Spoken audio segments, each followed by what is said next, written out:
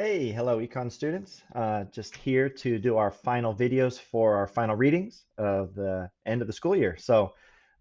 Good job. You're almost to the end. And this is the summary or kind of an overview of the reading for chapters 13 and 15, which is our first reading. And then there'll be two other videos for the last two chapters. But just to help you with answering these questions, perhaps, and then writing your summary.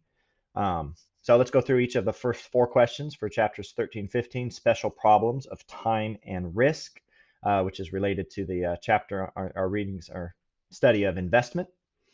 So question number one, what is the connection between investment and risk? What determines if an investment is worthwhile? Basically, Thomas Sowell writes in even our textbook that we want to think of investments as trade-offs.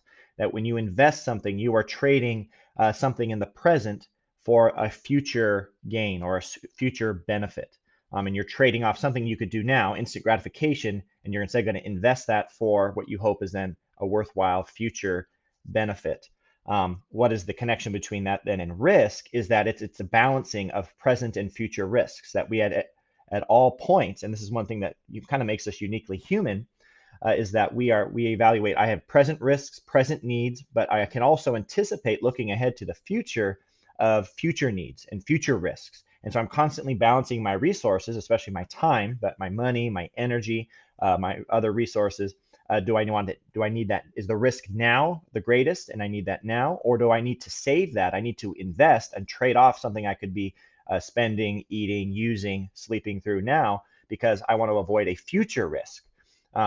Whether you have, you have a current situation where you're trying to balance the risk you feel during I'm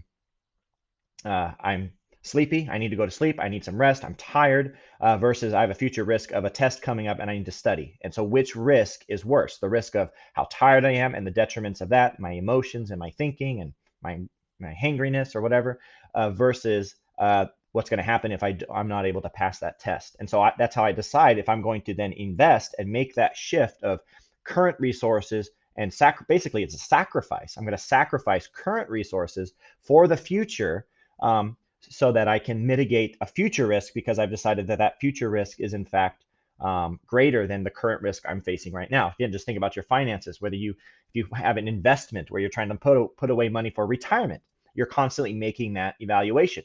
Is your current budget the greatest risk? I've got to pay my bills. I've got to pay my mortgage. I've got to pay my car insurance, whatever.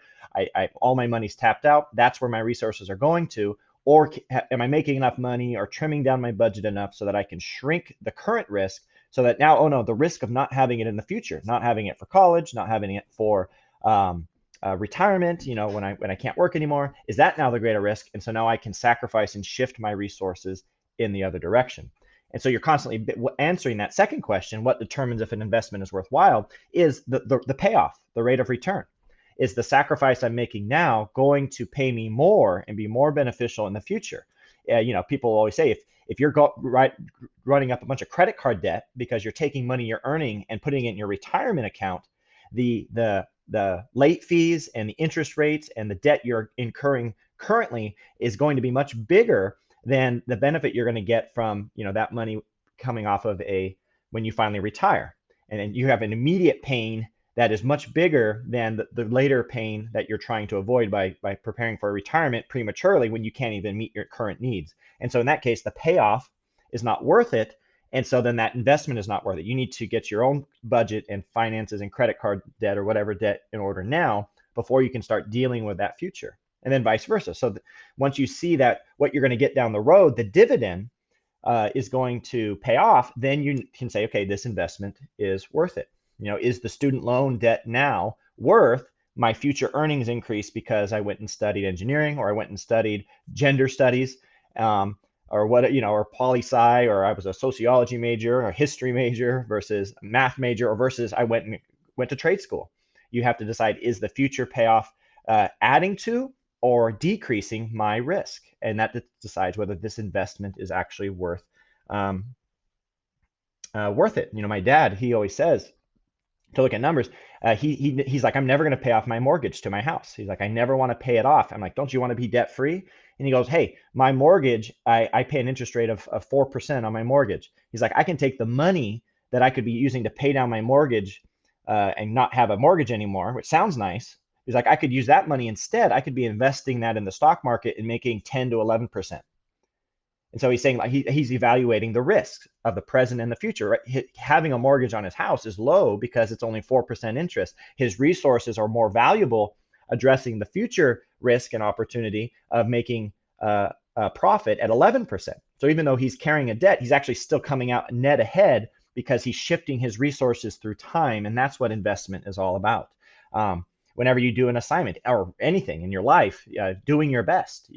Am I going to do my best on this? Am I going to take my time? Am I going to think about it or go over it again? Or am I going to put more energy into it? You're deciding, well, is the risk of not doing that now worth who I will later become as a result of either doing my best and learning to always, go all out and give 100% versus compromising, cutting corners, and, just being complacent or satisfied. There's a trade-off. Which do you find in the moment more risky? And, unfortunately, sometimes we don't necessarily correctly evaluate that, but that's what is at the heart of investment, evaluating current and future risk and deciding, okay, where do my resources need to go? And that's a very economic, money related question, but it's also a major personal question. I mean, even just our life here on earth versus eternity. We're deciding present and future, or current and future risk, present and future risk, and where we're going to invest our lives, our faith, and our energy here on earth, depending on where we think the risk is greatest. Okay, number two then says, well, what's the most important thing to remember about risk? How does this investment help with this? What then is the danger of a society unfamiliar with risk? Well, the first thing what he says in chapter 15 is he says we need to remember that risk is inescapable. It's always with us. It's in that category of scarcity, that things are scarce because that's just how life is. That's the nature of reality. And he says life is risky. We're always encountering risk. And if we don't feel risk, then we just have to realize something is protecting us from it. Something is sheltering us from it. Some sort of deal has made it so that we are not experiencing that risk. If you don't feel the risk of hunger, then you need to understand there are certain institutions and economies and inventions and things in your life that are keeping that from being a major risk in your life. Health risks, what's sheltering you from that, whatever, risk from injury. What are the different things in your car or in your community that protect you, your military, your police, that if you don't feel the risk of your life, which is the reality of life, then you need to realize there's things out there protecting us from that risk. And he says that's basically what investments are. Investments, are what protect us from risk. They shelter us or allow us to redistribute risk, take it from a place where there's a lot of risk and put it over into another time or another group or another person or entity that risk can be better handled. For example, I mentioned the police.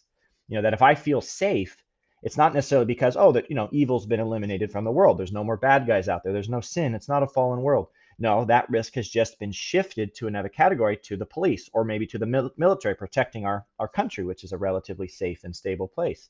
Because we've shifted that responsibility to those who are specially trained and who are specially paid and are specially, personally called to say, we're willing to take on that risk of protecting others for various reasons. Good money. I feel noble in doing it. I feel well trained in doing it. They can handle those crises better than I could as an individual. So it's not that the risk of safety has disappeared. We've just done things in society, and this is just one example, to shift or redistribute that risk to locations or people or entities that can better bear that risk. A couple examples of this, like businesses sell stock. The chapter talks about stocks and bonds. Stocks and bonds are a redistribution of risk. A business that is fully funding itself and can only, all of its own capital is what's at stake. That's a lot of risk for that business. That business is bearing all the risk of its growth and all the risk of its failure. When it sells stock, it then redistributes that risk to tens, hundreds, even thousands, or I don't know if there's millions or not stock shares, but they can send out all these shares and they are spreading out that risk so that I, as a stockholder, I can bear $50, $100, $200 of risk. If that company falls apart, it's not going to ruin my entire life or economy. I can bear that risk. The company, if it had kept all those shares and all that responsibility on itself, that would be so risky that it probably wouldn't grow. It wouldn't innovate. It wouldn't try to increase its productivity because the risk is too great. But allowing the people to invest in it and buy stock then spreads out that risk over lots of different places that then can actually bear that risk, and so that more things can be produced and more innovation and expansion can take place. The same thing that I, as an individual, I'm willing to buy stock because that's not horribly risky. Even then, I choose which stocks and to minimize my own risk. But for me to start my own business, for me to start my own corporation, that is a huge risk. Whether it's just a risk of my time, a risk of my marriage, a risk of my finances, my savings, my whatever it is, that's too much for me to bear. That's too much risk. However, a business is willing to bear that risk. And so the business does what I can't do. And I'm willing to buy stock, and they're willing to do the work and sell me the stock. And then I do what the business can't do, which is help them bear the financial risk of failure. And so that's what investment is. It's a redistributing of this risk. Or something like insurance. The risk of a fire or an earthquake destroys your entire home. The risk of having to rebuild your entire home, a lot of people don't have the finances for that. So instead, we're willing to pay premiums to an insurance company because we can bear the risk of a monthly, however much we're paying for fire or water or earthquake insurance. And the business can bear the risk of, hey, if their entire house is wiped out, we've got enough of this money collected from all our customers to then rebuild their house and help people recover after a hurricane or a tornado or whatever it is. Same thing with any type of insurance. You can risk the little bit monthly, and the company can risk the one-time maybe payment of helping you pay for that. And so it's a mutual risk is not eliminated, but we are helping each other to share the burden of the inescapable risks of life. And he just says this is important to acknowledge because if we don't realize that it's not that we live in a less dangerous world, or a less risky world, but because we've as human beings have found ways to redistribute that risk, we do in a way live in a safer world. But if we lose sight of that, then we can become less productive. We can become more fearful and less innovative when we are actually faced with risk. We're not used to risk. We're kind of in a little bubble, and we're not willing to take chances and push boundaries because we've forgotten that facing risk is an inevitable part of life, and that a lot of our great advancements and achievements have come from taking on risk, and therefore being willing to make investments. It's risky to make an investment, and if we're not trained and prepared to say, life's gonna cause me to have to take some risks, we won't invest in anything. Whether that's our education, whether that's our relationships, invest the time to get to know somebody and deal with them and forgive them and change who you are to be at or better along, a marriage or raising your kids. If we suddenly think we should always be safe all the time, then we're going to stop investing. And then that's going to bring a lot of progress and potential prosperity to a halt because needed investments, marriage, families, college education, building of businesses, starting new businesses, all that will stop because we've now become so fearful and so risk adverse. We need to, our forefathers, the pioneers, the pilgrims, the West, the people who came west, the Silicon tycoons, they were risk takers. And he says we need to face that and realize there's investment will help us mitigate that and be a blessing for the wider society. Anyway, I'll keep going. You can tell I get excited by this. Number 3, what is the difference between risk and uncertainty? Which is more destructive? What drives uncertainty? So he makes a distinction between risk, which he says is something we can foresee. We can tell that it's risky to go skateboarding down that giant hill. We can see that it's risky to go try to surf that giant wave, and we can then make adjustments. We can account for it. We can be prepared and adjust and say, well, I'm going to get a helmet, or I'm going to get elbow pads, or I'm going to practice first, or I'm going to whatever in order to deal with this risk that's coming at me. I'm going to get old someday. Okay, I see that coming. I know that's coming. How am I going to face that? I know I'm going to need to get a job someday, and I'm going to have to be unemployable. I'm going to need a skill. Okay, how am I going to adjust for that? So risks can be factored in. Risks can be dealt with and kind of like I said, accounted for. Whereas uncertainty is just a complete surprise. Uncertainty is something that you did not know was coming.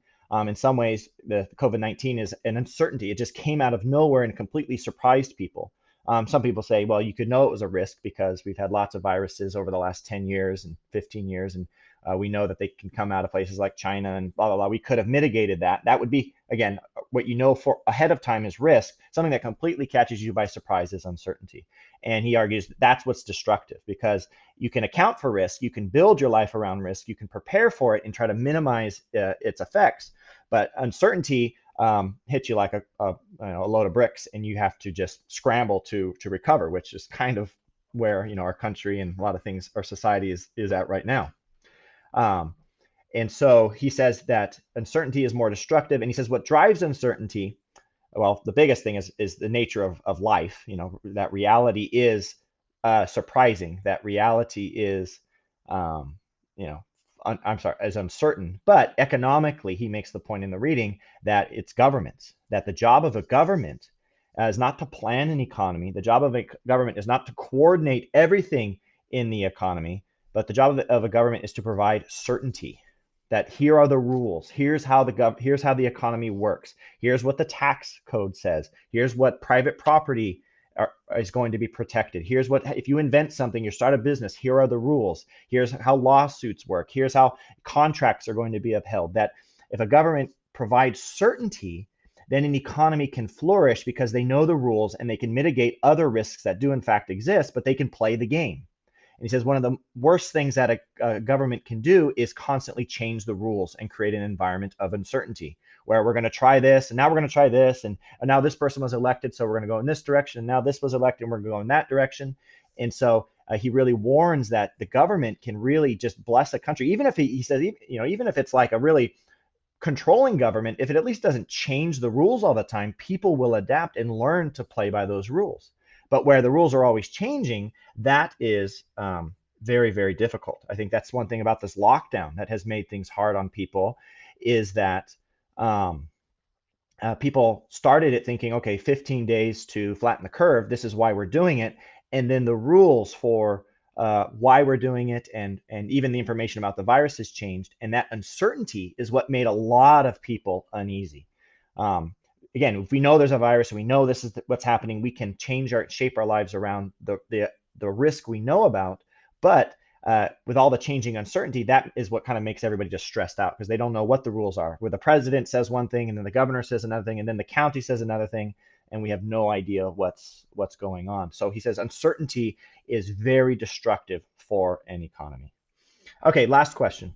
Number 4, what is the truth behind the adage, time is money, when it comes to investment? How can time become a source of hidden costs and control? He just wants to point out that investment is all about trade-offs, and that one of those trade-offs when you make an investment is time. That lost time, that is money. When you sit around doing nothing, you have just traded doing nothing, which maybe is rest or clearing your mind or whatever, for what could have been productive time, which could have been creating something, learning something, earning something, getting a job. And so time is a resource like any other, and some say the most valuable resource. Though always remember, human creativity is at the top of the list. Human ingenuity is the number one resource on the planet.